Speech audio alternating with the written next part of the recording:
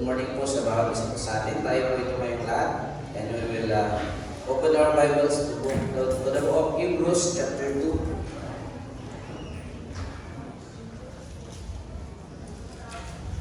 Hebrews chapter 2 verse. Babasahin lang po natin yung verses 1 to 4. Pero yung the whole chapter po ng chapter 2 ng Hebrews, ito po yung pinaka-main text po natin. Ngunit for the sake of time, basahin lang po natin yung verses 1 to 4. I will read verse 1, tayo po sa verse 2, and then pagdating sa verse number 4 ay sabay-sabay po tayo.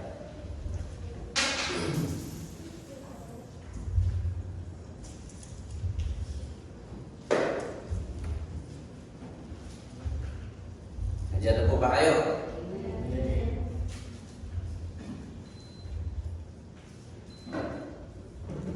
Okay, verse 1, basahin ko sa verse 1. Sabi na, therefore we ought to give the more earnest heed to the things which we have heard, lest at any time we should let them sleep.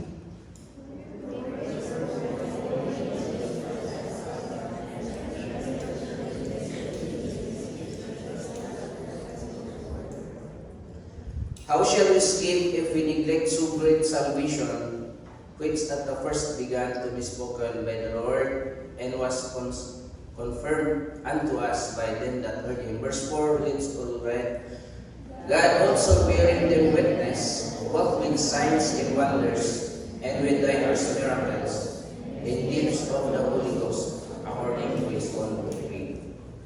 Let's pray. Ama namin Diyos, na banal at tikila sa lahat.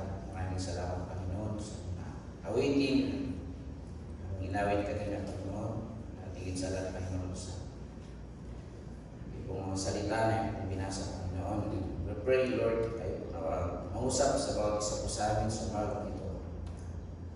Makita po namin, Panginoon, ang kahalagaan, Panginoon, ang inyong ginawa sa cross ng Calvary. Salamat po sa mga mensahe na maawitin, Panginoon, na narinig at tumingang, Panginoon.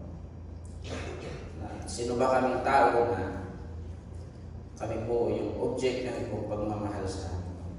Maraming salamat po at kayo po ang manguna po sa amin sa aming kalagitnaan dahil po ng Banal Espiritu. Kayo po malayan po ang kumilos sa bawat puso ng bawat isa po sa amin. Kayo pong salita mangusap sa bawat isa sa amin. Maraming salamat po sa pagdalangin sa pangalan ni Jesus. Pwede na po kayo maupo.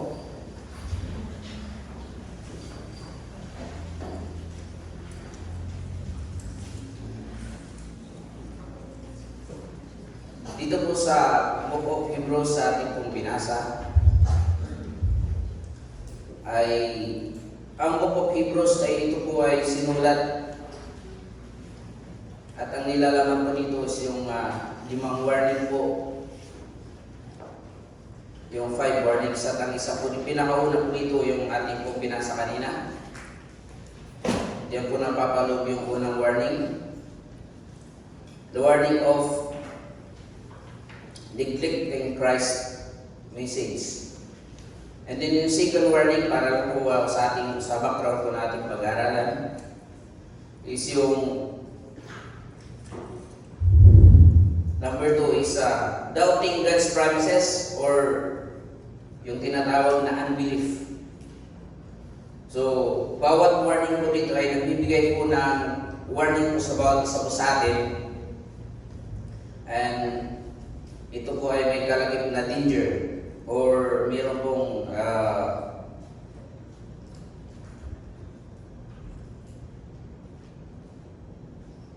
tawag dito, may kalakip na panganib kung tayo po ay hindi po nakinig. And then number 3 is spiritual immaturity. O ito po yung hindi po paglagong spiritual. So, nagbigay po ang Panginoon ng warning po. Nasa, nasa chapter 5. And then in pang-apat, yung deliberate sinning or yung sinasadyang pagkakasala. In chapter 10 naman po yun, verses 26. Doon po natin makikita yun. And then yung panglimang warning is yung refusal to hear God's warning. So, lahat ng itong warning na ito ay napapalubos dito po sa Book of Hebrews. So, mami nito, dito sa ating binasa sa verse 3, andyan po yung pinaka-title ng ating mensahe. Sabi na dito, how shall we escape if we neglect so great salvation? What does it mean to have something great? Ano ba ang ibig sabihin na magkaroon ng great? Maaring yung iniisip po natin ang great is yung nagkaroon tayo ng great meal or yung masarap na pagkain, a great achievement. Tayo ay nakatapos ng pag-aaral natin at natamo natin yung highest na grade sa universidad o kaya sa school po natin. At ito yung matatawag nating grade. Or meron tayong great friendship. So, yun ba yung mga great? Mga dakila ba ang mga yun? Pero dito sa ating pong binasa, sabi na dito, so great salvation. This morning, the author or the writer of this book of Hebrews, hindi po in-specify kung sino po talaga yung nagsulat po ng aklat ng Book of Hebrews. But according to the mga theologians, mga scholars, ay si Apostle Paul yung karamihan na sinasabi. At ang pinaka-strong na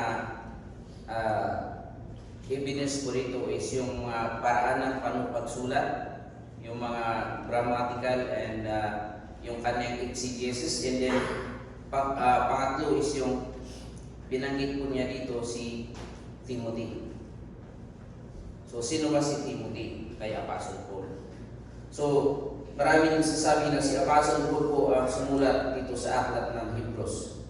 Ngunit hindi po inilahan dito mismo sa aklat na si Apostle Paul na. So, malamang ay meron pong rason kung bakit hindi po na-specify ang writer ng Book of Hebrews. But ang mahalaga po dito is yung mensahe na gusto ng Diyos na iparating po sa atin. The writer points to something far greater, the salvation through Jesus Christ. He urges us not to ignore or take lightly this gift. Ito po ay regalo. Lagi po natin naririnig, salvation is a gift. Because its value is beyond measure. Kung ikaw ay ligtas, hindi may kakaila sa iyo yung kahalagahan nito. Walang anumang kayamanan sa mundong ito ang hihigit pa sa kaligtasan ng iyong kaluluwa. Kaya binanggit dito, sinabi dito, so great salvation. Ito ay napakadakila. Ito po ay napakabigat na salita. Kung ating pong himay-himayin yung sinabi ng author po dito, sabi niya, how shall we escape if we neglect so great salvation? Today, let's explore why our salvation is so great and how it shapes our lives. Number one na ating pong titinan sa umaga ito. This salvation demands our attention. In verse 1, sabi niya, therefore we ought to give the more earnest heed to the things which we have heard, lest at any time we should let them sleep. The word sleep dito is to drift or drift away. Sa ibang term is parang isang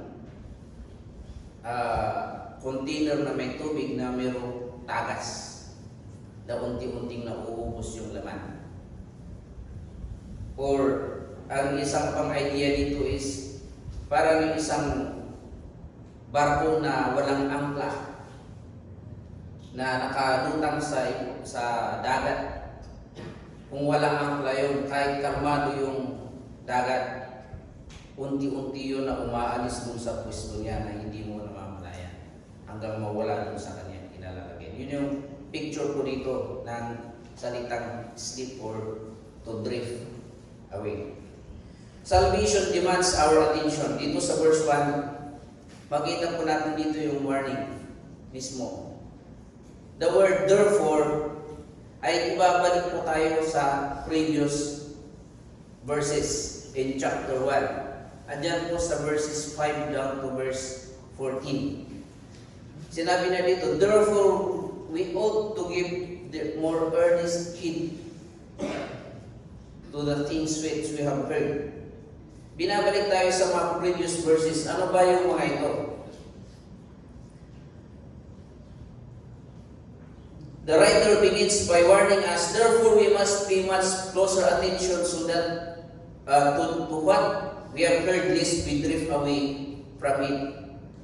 Dito sa verses 5 down to verse 14, dito sa chapter 1, kung mababasa po ninyo dyan po ay, kung mapapansin nyo sa mga Bible is naka-capitalize yung iba dyan.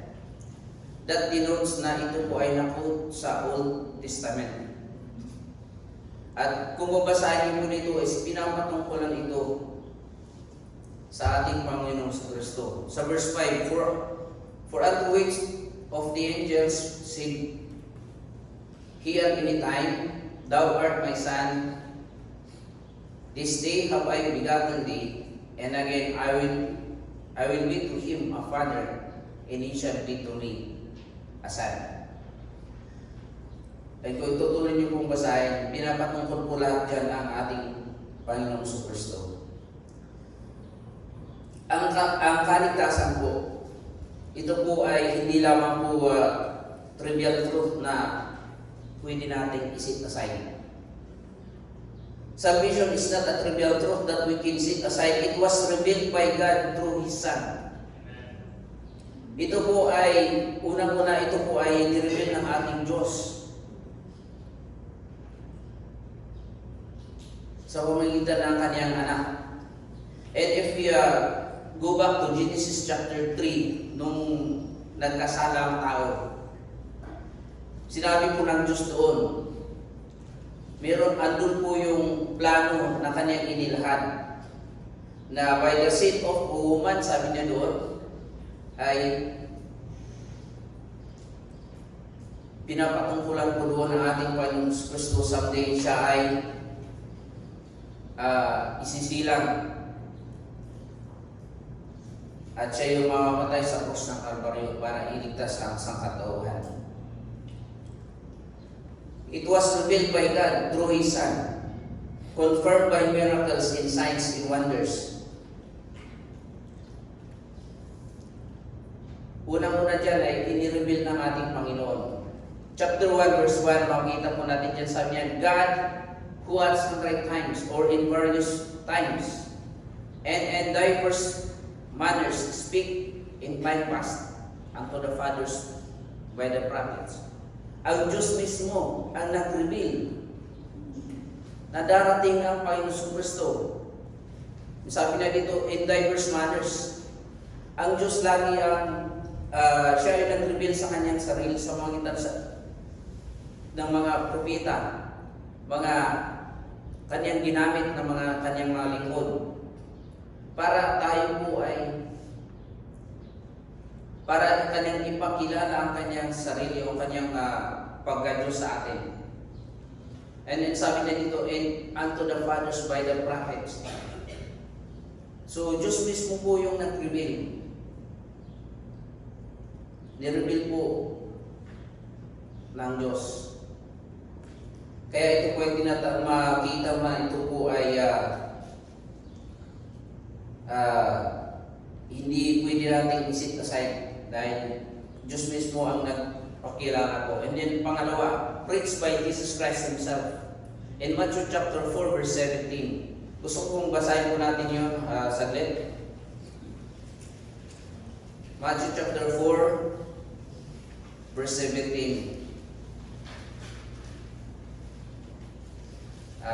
Nais kong basahin muna yung verse doon para po magkaroon po tayong background dito ang pinag-uusapan. Sabi niya, now when Jesus had heard that John was cast into prison, he departed into Galilee. Sa verse 12, binabanggit po dito yung pagka-aresto po ni John the Baptist. Na alam po natin na si John the Baptist siya po yung pinakahuling propeta na pinadala ng Diyos para ipahayag ang kanyang salita sa mga tao, sa mga kanyang chosen people, Israel. Siya yung pinakahuling propeta. Wala na pong propeta po ngayon, kaya kung may marinig po kayo, ay mayroong propeta, wala na po. Ang panghuli pong propeta ay ang si John.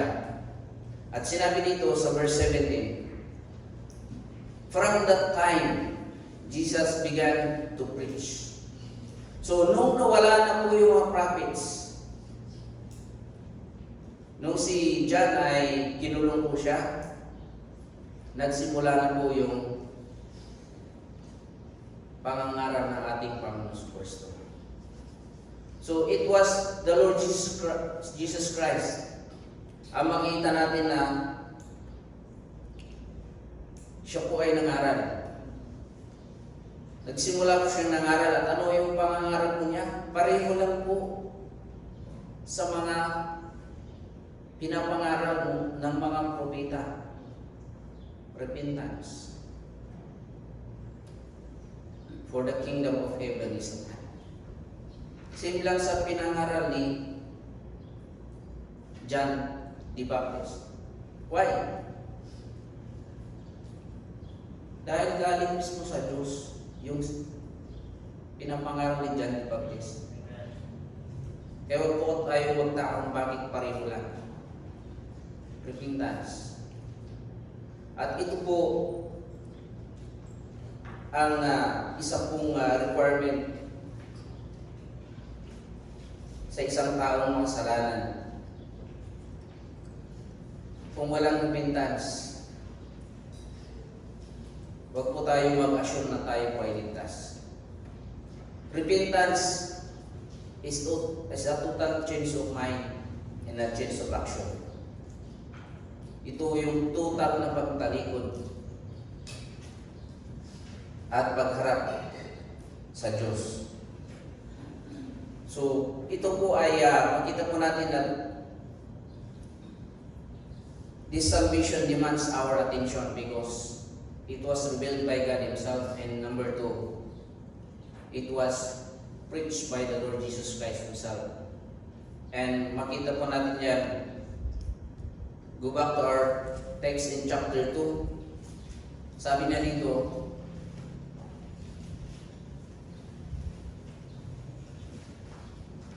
sa verse 4, God also bearing them witness, both with signs and wonders, with diverse miracles and gifts of the Holy Ghost according to His own will.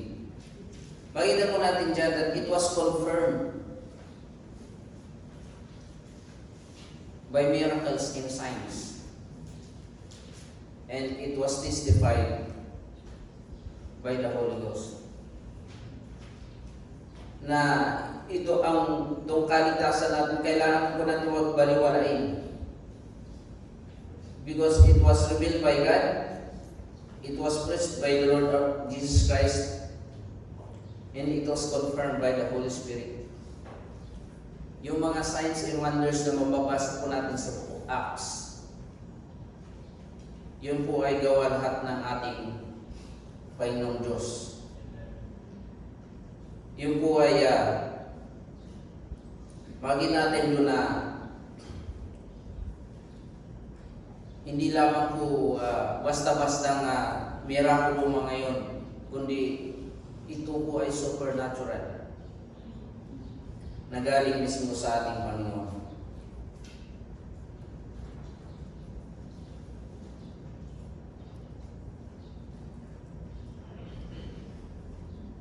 Salvation demands our attention. And ito, huwag po natin po tayo magtaka bakit ito po yung pinakaunang warning na binigay ng Diyos. Dahil ang kaligtasan po yun yung pinakauna, sinabi ko kanina, yun yung pinakamahalaga sa lahat. Dahil sabi ng Bible, sabi ng Biblia, makamtanungan na lahat ng kayamanan ng sanlibutan. Pero kung mawala yung kaluluwa, ano ang pwedeng ipalit ng tao sa kanyang kaluluwa? Salvation is the most important. That's why it demands our attention. And secondly, number 2,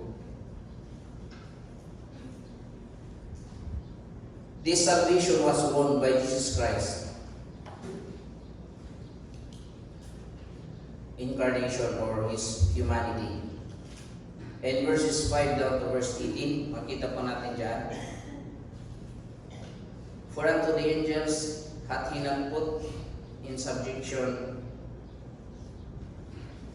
the worlds to come, whereof we speak. But one in a certain place testified, saying, What is man that thou art mindful of him? Or the Son of Man, that thou visitest him, or cared for him? Thou makest him a little lower than the angels. Thou primest him with glory and honor, and didst set him over the works of thy hands. Thou hast put all things in subjection under his feet. For in that he put all in subjection under him, he left nothing that is not put under him. But now we see na, yet all things put under him. Makita po natin dyan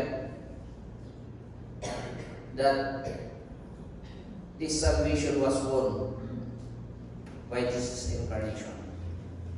Habang umawit po yung mga bata kanina, and Lord, ako po'y nire-review ko in mind yung mensahe nito is relate na relate po yung kinanta ng mga bata sa second point po natin. Jesus came into this world, and John chapter 1 verse 14, sabi niya doon,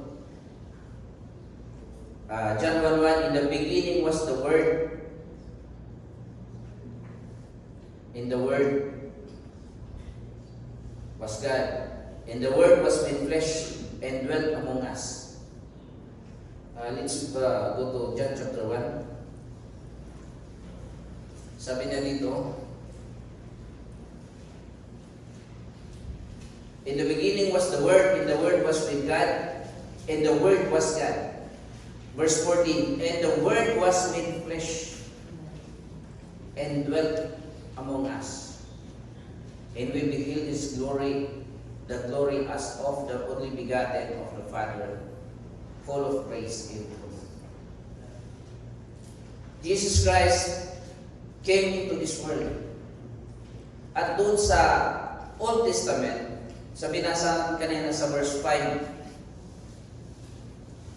down to verse 10, sabi na doon, what is man? Nagtatanong doon, ano ba ang tao? Why thou art mindful of him? Kung iyong i-analyze ko yun, ano ba ang tao para pahalagahan ng Diyos? Sino ka ba? Sino ba tayo? Tayo po ay alagok lamang.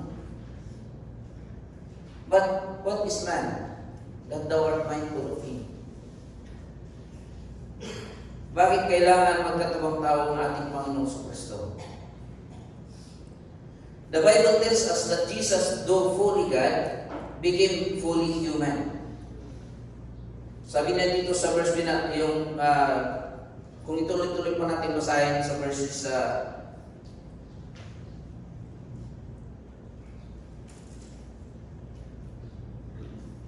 verse 10, for it became him for whom are all things, and by whom are all things, and bringing many sons unto glory, to make the captain of their salvation perfect through sufferings.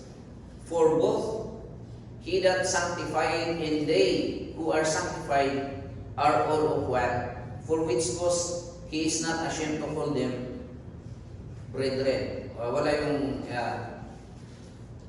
word na hinahanap ko. Nasa verse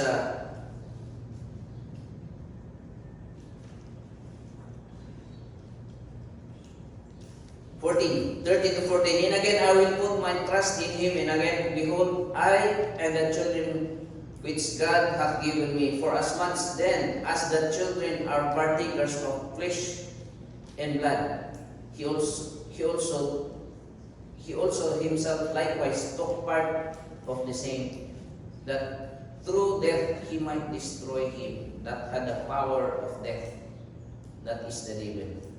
Ang kung makita pa natin dyan, yung sabi nito dito na yung salitang flesh. Bakit kinakailangan ng Panginoon Jesucristo na magkatawang tao? Number one, to identify with us.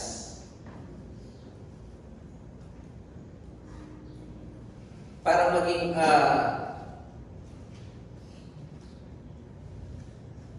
danasin niya yung kalagayan natin. And to simply put na parang siya ay mamatay sa krus ng Kalbaryo. Ganun lang kasimple. Bakit kinakailangan niya magkatawang tao? Ang sagot doon is para siya ay mamatay doon sa krus ng Kalbaryo. Bakit? It is the only way na ang tao ay mawayaran ang kasalanan. Sabi niya dyan sa binasa natin kanina, through death he might destroy him that had the power of death. Kung ating papag-aralan yan, napakalalim po yung sinasabi dito. Kailangan niyang mamatay para mabayaran niya o para matubos niya tayo. Kailangan niyang mamatay para matalo niya ang diablo. To defeat the devil, he broke the power of sin and death that held humanity captive. Sabi ng Romans chapter 5 verse 12, for by one man sin entered into the world. Romans chapter 5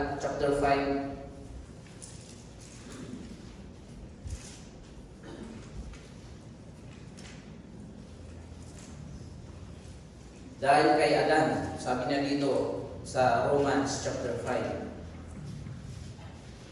Wherefore, as by one man sin entered into the world, and death by sin, and so death passed upon all men, for that all have sinned. Sabi ng verse, dahil sa isang tao ang kasalanan ay pumasok sa lahat ng tao sa sanlibutan, at kamatayan ang dulot nito. At ang lahat ay naranasang mamatay dahil lahat ay nagkasala. Through Adam, mula nung nagkasala si Adan, siya po ay mayroon pong perfect environment, mayroon po siyang perfect na kalagayan. Ngunit hindi po siya ginawa ng Diyos na parang robot. Siya po ay mayroon pong will, meron yung free will. Meron siyang choice. A choice to obey the command of God or a choice to disobey. Sadly, he chose to disobey. At yun ang dahilan kung bakit po lahat ng tao na ipinanganak sa mundong ito ay nagkasala. Sabi ng verse natin binasa. Kaya huwag kayong magtaka. Yung anak nyo, yung baby nyo, si Esther, huwag kayong magtaka. Kahit di mo turuan yan magsinungaling, kusang lalabas na siya'y magsisinungaling. Walang magulang na tuturuan yung kanyang anak na magsinungaling. Pero dahil sa kasalanan na minana mula kay Adan, siya ay kusang magsisinungaling yan. Kusang magdidepensa ng sarili niyan pag sinita mo. Yun po yung nature ng kasalanan. Kaya walang tao sino man ang sabi niya na ako ay walang kasalanan. Sabi ng Biblia, dahil sa isang tao ang kasalanan ay pumasok sa lahat ng tao. At kailangan yung kasalanan na ito po yung alipin po sa bawat isa po sa atin. And the Lord Jesus Christ, kinakailangan niyang magkatawang tao para talunin ang kamatayan, talunin ang diablo. And pangatlo natin makita dito is to bring us to glory. He is our pioneer who leads into the presence of God. Ang Panginoon Kristo, siya yung pioneer. Sabi niya balik tayo sa ating text sa Hebrews chapter 2.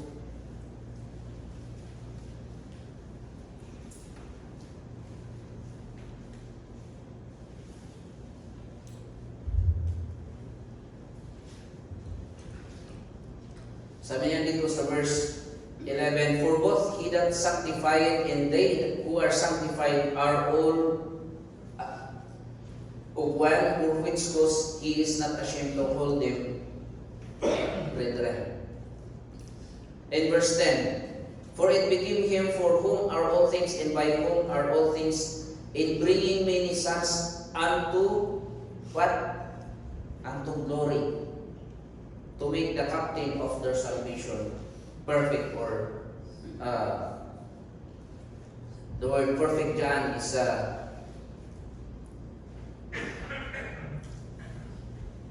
complete. To make the captain of their salvation complete through suffering. Why the Lord Jesus Christ kailangan siya magkatawang tao? To complete the sacrifice for the salvation of mankind, to bring us to glory.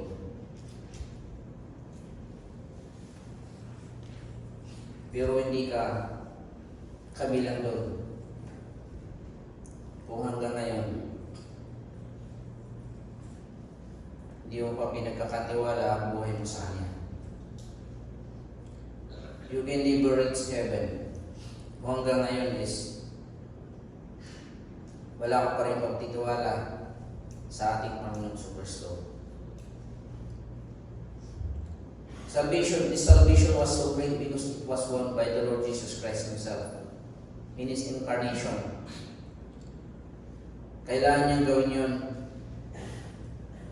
upang abutin po tayong makasalanan. Pangalawa, upang talunin ang diablo. And then, pangatlo dyan is to bring us to glory. Those who are saved ay nakalaan po ang kanilang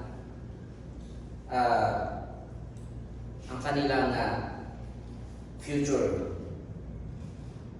na ito po ay glorious. Kaya sabi niya dyan sa binasa po natin sa verse 11, sabi niya dyan, for which cause he is not ashamed to call them brethren. Seeing I will declare thy name unto my brethren in the midst of the church, will I sing praise unto thee.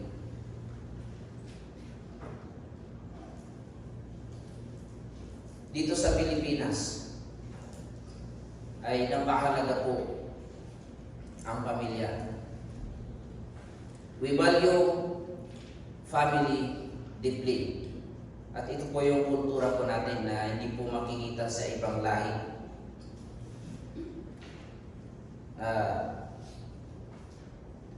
Sa ibang lahi, kung nag-eating ka na, pwede ka nang lumayas, karoon ng sariling buhay. Ngunit dito sa atin, kahit pa 40 years old, andyan pa sa tahanan ng kanyang magulang. We value family deeply. But through salvation, we are adopted into God's family. Jesus is not just a distant Savior. He is our loving brother who walked the same earth that we do. Ito po yung nabasa po natin sa verses 10 hanggang verse 12. Naranasan niya lahat ng pasakit ng buhay. Rejection. Yung I don't know kung lahat po ba sa atin dito is nakaranas ng rejection. Naranasan ba natin yung lahat ng tao is against you? Lahat ng tao is kontra sa'yo? Yung walang naniniwala sa'yo, yung walang kumakausap sa'yo? Naranasan niyo ba yun? Yung mismong kaisa-isang kaibigan is hindi ka na kinakausap. Lahat ng yun is naranasan ng ating Panginoong Kristo. When He was arrested, He was betrayed. At yun yung isa sa pinakamasakit. Yung betrayal.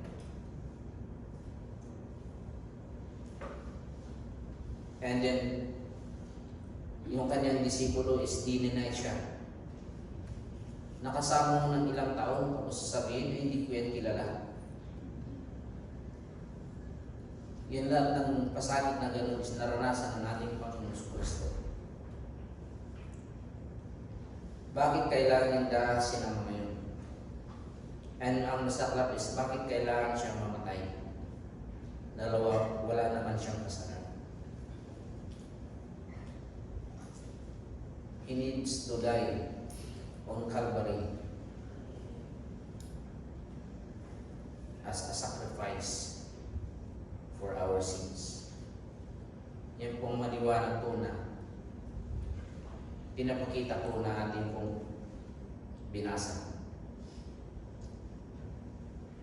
Kaya ito po ay great salvation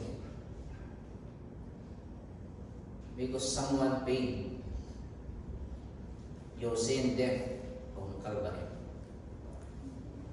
And number 3, sa verses 10 down to verse 14 pa rin, sabi na dito, for it became Him for whom are all things, and by whom are all things, in bringing many sons unto glory, to make the captain of their salvation perfect through suffering.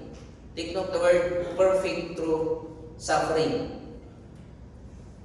For both He that sanctified and they who are sanctified are all of one, for which cause He is not ashamed to call them brethren, seeing I will declare thy name unto my brethren in the midst of the church, will I sing praise unto thee. Number 3 na ating makita, but why it is so great salvation is it secures our future. It secures our future. Ito po ay sinisecure niya yung ating pong future. Sabi na dito, God made Jesus perfect through sufferings so that He could bring many sons to glory.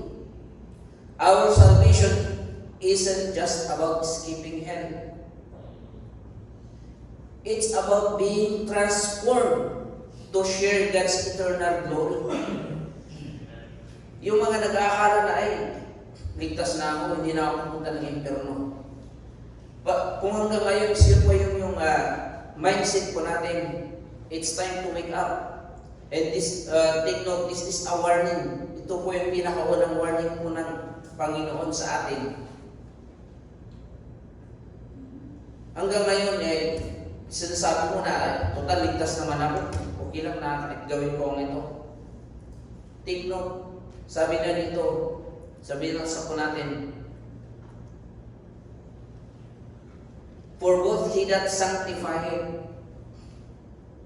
and who are sanctified are all of one. The word sanctified is to be set apart. Ano ibig sabihin to be set apart? Yung ikaw ay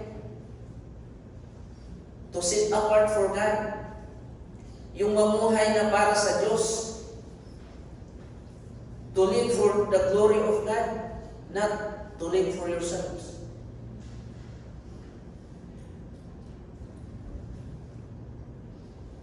Kung hanggang ngayon yung mindset po natin is, ay hindi na ako pumunta ng impyerno dahil tinanggap ko ang Panginoon. And yet you are doing the 5 warnings. Dito yung binanggit po natin kanina. That you are deliberately sinning, deliberately, alam mo yung sabi ng chapter 10 verse 25. And by the way, bago niya sinabi doon sa verse 26 yung deliberately sinning, is binanggit niya sa verse 25 yung not forsaking the assembling of ourselves together. Binanggit po doon yung panambahan kada linggo. Bago binanggit doon yung warning na yun. And if you deliberately escaping yung panambahan, deliberately sinning, alam mo, dapat andito ka sa loob ng church tuwing linggo, but you deliberately, kahit sabi mo ang lahat na rason ay dahil ganito, deliberately pa rin yun. And that's a warning na binanggit po ng ating Panginoon. Kung ikaw ay sinasabi mong ligtas ka, dapat makita po yung transformation. Ikaw ay matransform.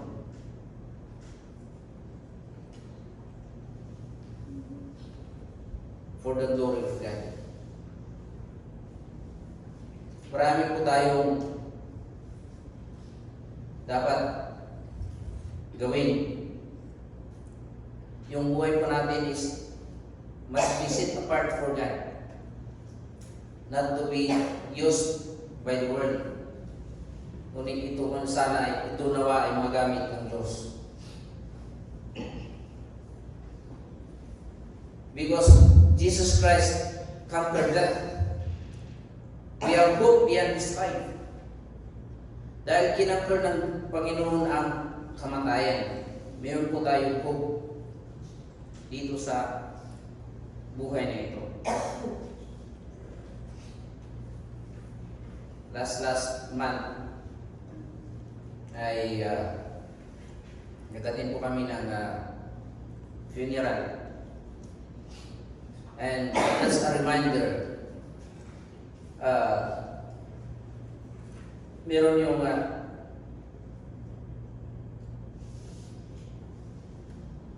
nagkaroon ako ng yung parang nanginig ako nung marinig ko yung yung sinabi na, oh, bakit ganito? Bakit ganyan? And sabi ko kay Mrs. Nangingilabot ako sa narinig ko. Why? Because, dahil siguro, maintindihan po natin kasi bagong dating ng kapatid niya, galing ng so, parang hindi niya ma-accept na ganun ang nangyari. And doon ko naalala po yung sinabi ni Apostle Paul na meron po, ito po yung ang kamatayan, ito po ay gateway ng panibagong ng buhay po natin. We are not in this life. Hindi po tayo mananatili dito. Our citizenship is in heaven. Kaya nga sabi ng verse is precious in the sight of the Lord is the death of His saints. Napakalaga ang kamatayan ng isang mananampalataya. Dahil yun yung time na makakasama mo na ang iyong Panginoon. We have hope beyond this life. No matter what trials we face here, poverty, illness, loss, we know that our future is secure in Him. The devil has been defeated and nothing can separate us from the love of God in Christ Jesus. In Romans chapter 8, verse 29 to 31. Gusto kong basahin po natin yun. Romans chapter 8. Ang isang mature na Kristiyano ay ito po yung kanyang masasabi. Ang isang mature ang kanyang pananampalataya. Sabi na dito sa verse, umpisan po natin sa verse 28. And we know that all things work together for good to them that love God, to them who are the called according to His purpose. For whom He did foreknow, He also did predestinate to be conformed to the image of His Son. So yun po yung pinaka-purpose po ng buhay po natin. If you say that you are saved, you should be conformed to the image of His Son. Na ang buhay po natin ay ma-transform. Ito ay maging mamumuhay sa Diyos, that He might be the firstborn of among many brethren. Verse 30, moreover, whom He did predestinate, them He also called, and whom He called, them He also justified, and whom He justified, them He also glorified. What shall we say then to these things? If God be for us, who can be against us? He that spared not His own Son, but delivered Him up for us all, how shall He not with Him also freely give us all things? Who shall lay anything to the charge of God's elect? It is God that justifieth. Who is He that condemneth?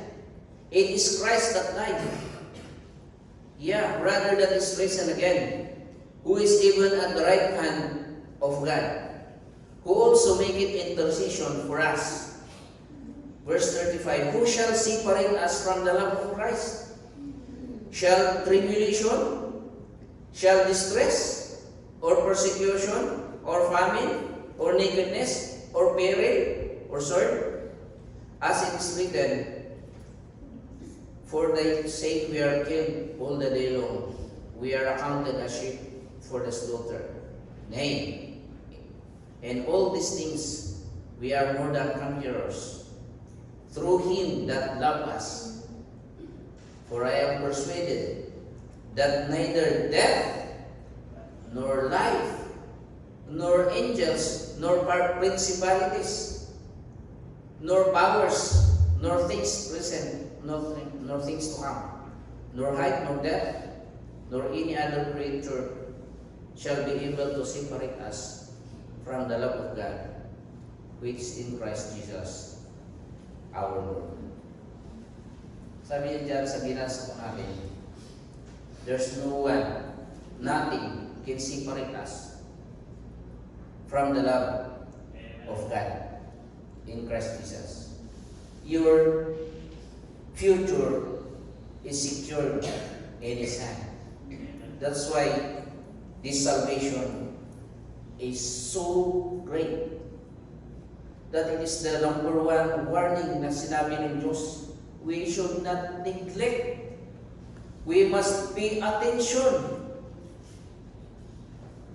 Na baka ikaw ay nag-a-assume na ligtas ka pero hindi pa. Because hanggang ngayon wala pang pagbabago.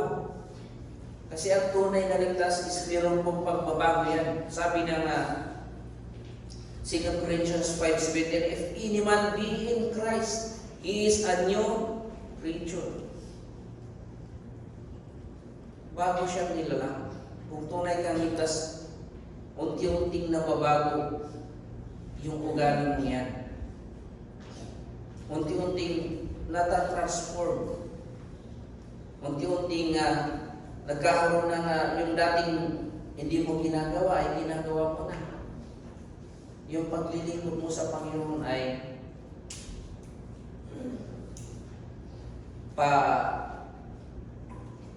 padami na ng padami. Yun po ang sinabi ng ating Panginoon. That's why salvation is so great. It is eternally secure. Our future is eternally secure. It was planned by God. Pinlano ng Diyos ang kaligtasan. Simula nung nahulog ang tao sa kasalanan. It was purchased by Jesus' sacrifice. Ito ay pinurchase ng sakripisyo ng Panginoon. Siya ay nagkatawang tao to die on the cross.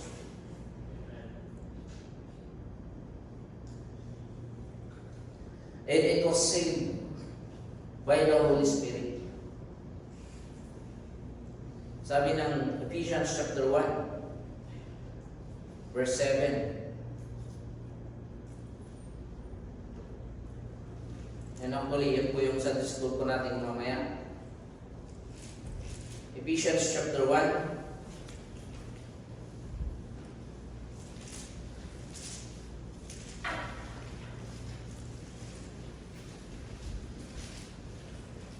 sabi niya dito,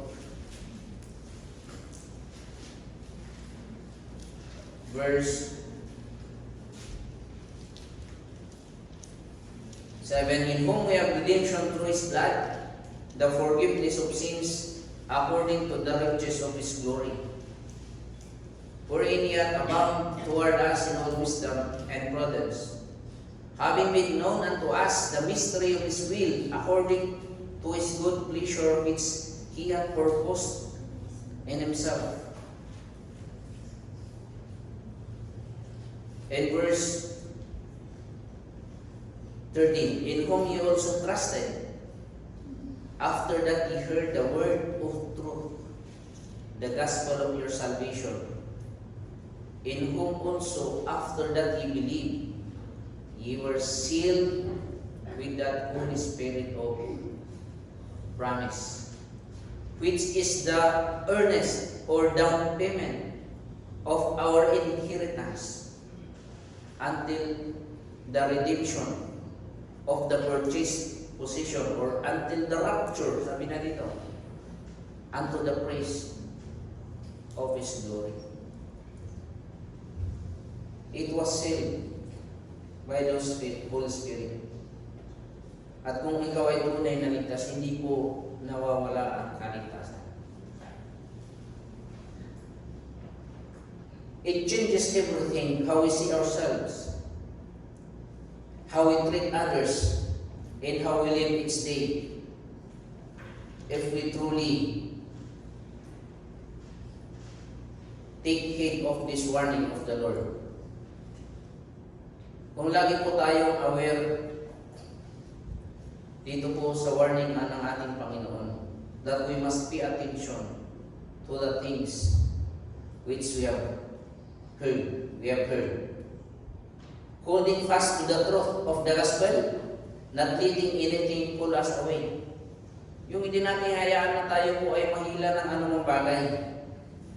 Yung ma-distract. And trusting Jesus as our Lord and Savior who understands and cares for us. And number 3, living with hope, knowing that we are destined for glory. Alam ko natin na tayo po ay nakadestino sa glory ng ating Panginoon. In Colossians, sabi niya doon, for our conversation is in heaven, or our citizenship is in heaven. Your citizenship, my citizenship is not in this earth. It is in heaven. Eternally secure. At kung ikaw ay aware dito sa iyong katayuan, there's nothing. There should be nothing na mag-layo sa iyo sa paglilingkod mo sa Diyos na nagligtas sa iyo. Why so great salvation? Number 1, because it demands our attention. Number 2, it was won by the Lord Jesus Christ incarnation. And number 3, it was eternally secure. Our future is secure. Kaya ito po ay so great. Yung hindi maarok na yung isip. At ito po yung dahilan why the Lord Jesus Christ warned us. We must always pay attention to the Lord. Let's pray. Ama namin Diyos, salamat po sa salita mo. Kaaralan sa mabuting kayo. Salamat po Panginoon Diyos sa dakilang pag-ibig po sa amin. May you speak sa bawat isa po sa amin, Panginoon. Especially those who are assuming na ligtas sila, but living differently. Na hindi po yun yung disenyo ng isang tunay na naniwala sa inyo. Meron siya dapat buhay na kakaiba. Buhay na nagbibigay ng pagpupuri sa inyo. Buhay na kakaiba sa lahat. At buhay na mamahal sa inyo. O Panginoon, dalayan po namin. Kayo po ang patuloy pong mamuna sa amin. Ngayon pong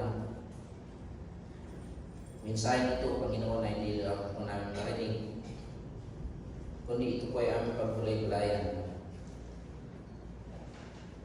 Gawin ang nararapat po namin gawin. Maglingkod ko sa inyo na may katapatan, Panginoon, because of what you have done for us, because of your love for us. Maraming salamat, Panginoon. Kayo po siyang madakila sa lahat. Lahat ng ito ay aming dalangin sa pangalan ng Jesus.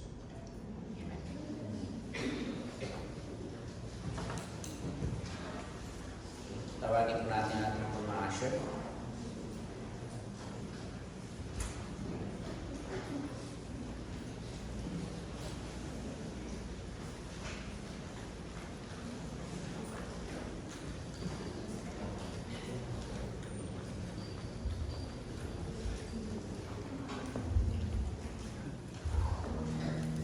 Let's pray. Namin Diyos, masalamat Lord sa Panginoon sa biyaya po maraming po sa amin at sa opportunity Panginoon na kami po ay makapag-aral po sa salita Panginoon. We do pray Panginoon